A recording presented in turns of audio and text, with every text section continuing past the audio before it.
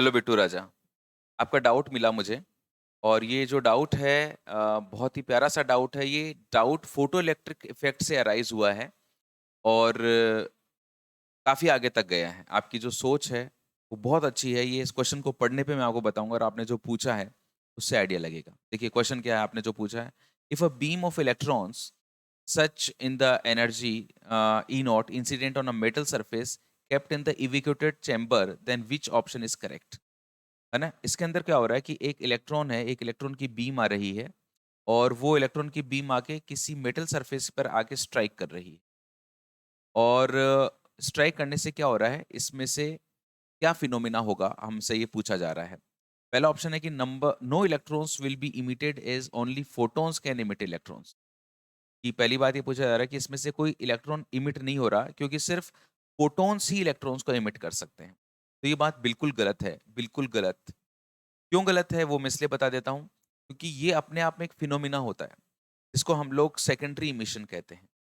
एक इलेक्ट्रॉन के टकराने से दूसरे इलेक्ट्रॉन का निकलना, ये जो फिनोमिना होता है, इस फिनोमिना को हम लोग सेकेंडरी इमिशन कहते हैं। ठीक है ना। जैसे फोटो इलेक्ट्रिक इफेक्ट होता है एक तो, और एक होता है सेकेंडरी इमिशन। ये दोनों दो अलग अलग फिनोमिना है।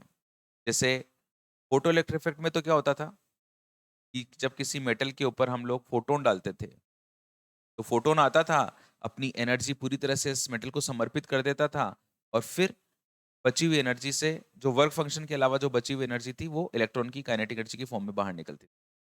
सेकेंडरी इमिशन में क्या हो रहा है कि मेटल सरफेस के ऊपर इलेक्ट्रॉन आकर टकरा रहा है और इसके आने से इलेक्ट्रॉन ही निकल रहा है। ये सेकेंडरी इमिशन। तो दो ये अलग अलग फिनोमिना है बिल्कुल। तो बिल्कुल इलेक्ट्रॉन निकलेंगे, तो फर्स्ट ऑप्शन रॉन्ग हो गया। दूसरा ऑप्शन है electrons can be emitted but all with the energy of E not. अब ये हम लोग देखते हैं कि क्या सबकी एनर्जी ई नॉट होगी, इस पे चर्चा होगी। तीसरा, electron can be emitted with any energy with maximum of this, कि किसी भी प्रकार की एनर्जी निकल सकती है लेकिन जो मैक्सिमम एनर्जी होगी वो होगी ई माइनस वर्क फंक्शन। और यहीं पे आपका डाउट छुपा हुआ है ना। आप जो मेरे से पूछ रहे हैं, तो आपका डाउट है कि sir please clear my doubt that why is that work function is meaningless in case of electron ejection towards metal. तो ये बात एक्चुअली यहाँ पर गलत होती है। क्यों गलत होती है ये मुझे आपको एक्सप्लेन करना है। फोर्थ ऑप्शन है electron can be emitted with any energy with a maximum of E not. ठीक है। तो ये इसका जो करेक्ट आंसर है वो ये फोर्थ आंसर करेक्ट है कि मैक्सिमम ई नॉट एनर्जी का निकलता है। लेकिन जब फोर्थ आंसर करेक्ट है तो थर्ड गलत क्यों है, ये सबसे बड़ी सवाल है। ओके, तो आइए देखते हैं। इसको समझने के लिए पहले आपको फोटो इलेक्ट्रिक इफेक्ट में और सेकेंडरी इमिशन में अंतर समझना होगा।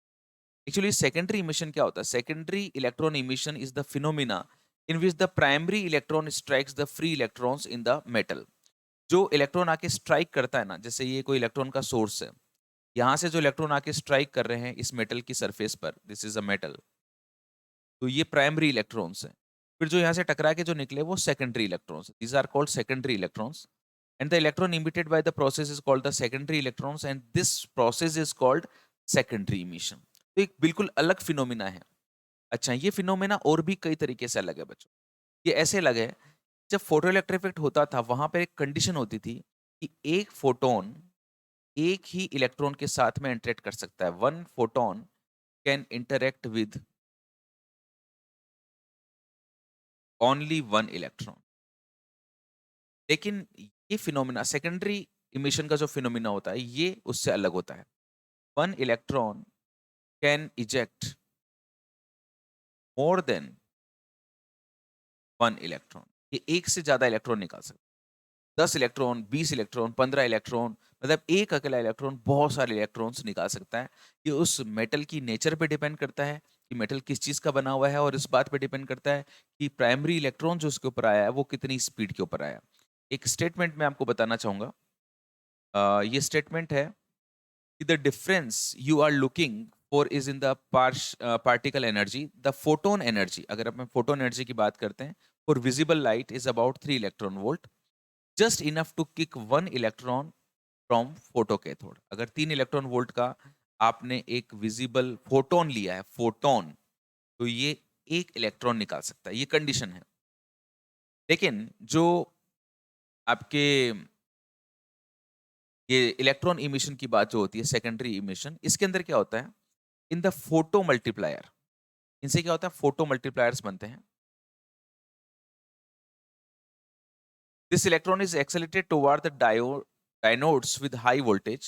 If it is 1000 volt, अगर आपने 1000 वोल्ट लगाया है का पोटेंशियल डिफरेंस, तो इलेक्ट्रॉन 1000 इलेक्ट्रॉन वोल्ट की एनर्जी के साथ में आगे जाएगा, thus being able to release much more secondary electrons on the impact. वो ज्यादा से ज्यादा संख्या के अंदर भी सेकेंडरी इलेक्ट्रॉन निकाल पाएगा। तो दोनों जो फिनोमिना है ना, ये अलग अलग है। फोटो इलेक्ट्रिक इफेक्ट अलग है और इलेक्ट्रॉन इमिशन अलग है। अच्छा, अब इनका अलग होना कैसे कैसे इसको इफेक्ट कर रहा है वो मैं आपको बताता हूँ बच्चों।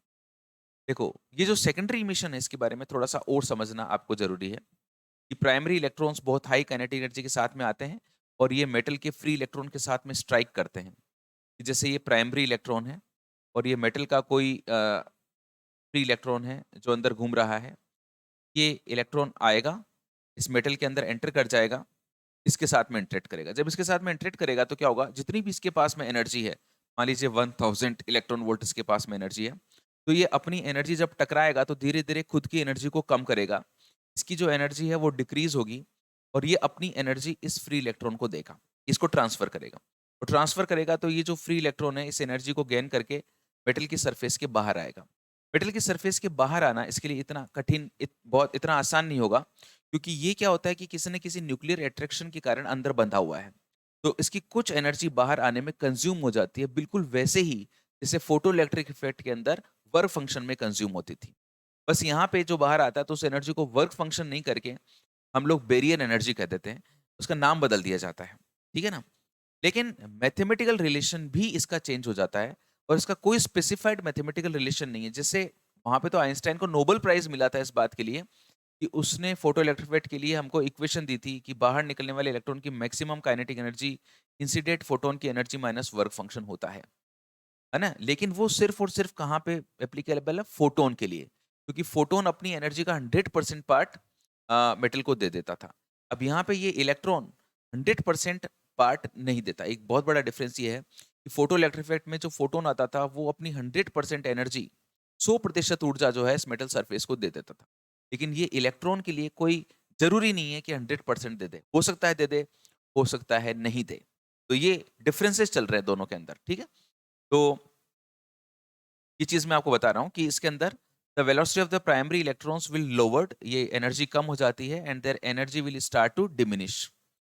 अच्छा, अब क्या होता है इसके बाद में, the free electrons will imparted by the energy provided by the primary electron, उसकी एनर्जी लेता है, thus their velocity will start increase, और उसकी एनर्जी धीरे धीरे इंक्रीज होती है। The increase in their velocity leads to increase in their kinetic energy. Due to this high kinetic energy, now these free electrons of the metal will start knocking out of the metal surface. These electrons are termed as secondary electrons, and the emission of these electrons is termed as secondary electron emission. And in the ideal case, बच्चों ideal case की अगर मैं बात करता हूं तो ideal case के अंदर इसकी जो तुलना है वो कुछ इस प्रकार से कर सकते हैं हम लोग मैकेनिक्स के एक एग्जांपल के साथ में। Understanding secondary electron emission with the help of analogy, consider an example of a billiard ball. जैसे आपको पता है कि दो सेम मास की अगर बॉल में ले लेता हूं और एक बॉल अगर रुकी हुई है, तो जब दूसरी बॉल उसके साथ में स्ट्राइक करती है तो पहली वाली बॉल रुक जाती है, अपनी सारी काइनेटिक एनर्जी दूसरी को दे देती है और दूसरी वाली बॉल पहली वाली बॉल की एनर्जी के साथ में मूव करने लग जाती है ना? कि जैसे ये मान लीजिए ई नॉट एनर्जी के साथ में बॉल आई, दूसरी वाली बॉल रुकी हुई है, तो अगर इलास्टिक कॉलिजन है तो पहली वाली बॉल रुक जाएगी और दूसरी वाली बॉल इसकी वेलोसिटी से मूव करने लग जाएगी। लेकिन ये बहुत ही आइडियल केस होता है, ये एक आइडियल केस होता है, एक बहुत ही आदर्श अवस्था है।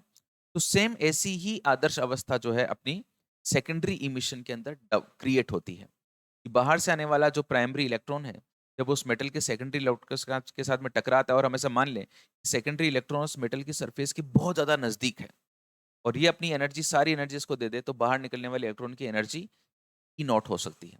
तो उसकी एनर्जी या तो ई नॉट होगी या फिर ई नॉट से कम होगी। ये बराबर तो केवल आइडियल केस में होती है, बाकी हमेशा इससे कम ही होती है ना? लेकिन हम लोग आइडियली बोलते हैं कि हाँ ये इसके बराबर भी हो सकती है। लेकिन यहाँ पे वो फॉर्मूला नहीं लगेगा, क्योंकि वो फॉर्मूला केवल फोटॉन्स के लिए लगता है, और फोटॉन्स के लिए इसलिए लगता है क्योंकि फोटोन अपनी एनर्जी का 100% पार्ट उसको ट्रांसफर कर देता है और वो क्वांटम थ्योरी को फॉलो करता है। लेकिन इलेक्ट्रॉन के साथ में ऐसा नहीं होता। सो ये दोनों अलग अलग फिनोमिना है और आई थिंक आपको आपके क्वेश्चन का काफ़ी हद तक आंसर मिला होगा और आगे भी मैं आपकी जितनी सहायता कर पाऊँगा, मैं बिल्कुल कोशिश करूँगा। कीप कनेक्टेड विद एपीजी की दुनिया एंड एन्जॉय योर लाइफ, और आपको आपके जीवन में सफलता दे। Thank you so much.